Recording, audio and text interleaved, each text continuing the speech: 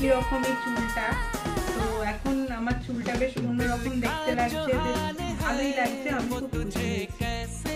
তো তোমাদেরও দেখিয়ে দিই ওই লুকসটা কতটা চেঞ্জেস এসেছে। আমি অবশ্যই বিফোর ফিডব্যাকটা তোমাদের সাথে শেয়ার করবো।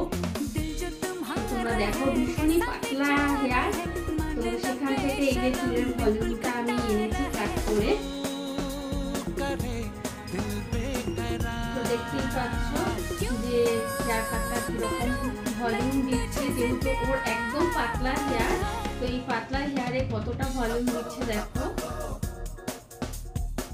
আর কেমন লাগলো তোমরাও জানিও।